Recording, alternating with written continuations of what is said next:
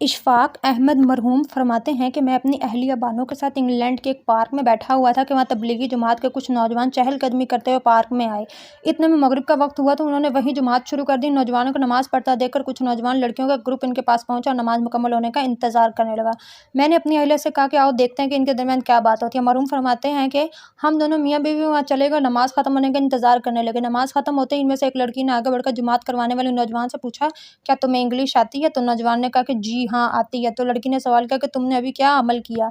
तो नौजवान ने बताया कि हमने अपने रब की इबादत की है। तो लड़की ने पूछा, आज तो इतवार नहीं है, तो आज क्यों की? नौजवान ने इसे बताया कि ये हम रोज़ दिन में 5 बार ये अमल करते हैं। तो लड़की ने हैरत से पूछा कि फिर बाकी काम कैसे करते हो तुम? तो इस नौजवान ने से मुकम्मल तरीके से पूरी बात समझाई। बात खत्म होने के बाद लड़की ने मसाफ़ा के लिए हाथ बढ़ाया तो नौजवान ने कहा कि माज़रत के साथ मैं आपको छू नहीं सकता, ये हाथ मेरी बीवी की अमानत है और ये सिर्फ़ इसे ही छू सकता है।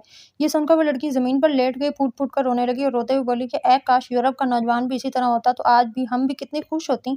फिर बोली कि वाह! कितनी ही खुशनसीब है वो लड़की जिसके तुम शौहर हो। ये कहकर वो लड़की वहाँ से चली गई। इशफाक मरहूम फरमाते हैं कि मैंने अपनी अहलिया से कहा कि बानो, आज ये नौजवान अपने अमल से वो तब्लीग कर गया जो कि किताबें लिखने से भी नहीं होती।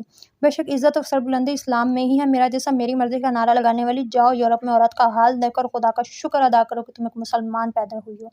गाइज़, अगर आपको मेरी वीडियो अच्छी लगी तो वीडियो को लाइक करें, शेयर करें, चैनल सब्सक्राइब करें, दुआ में याद रखें।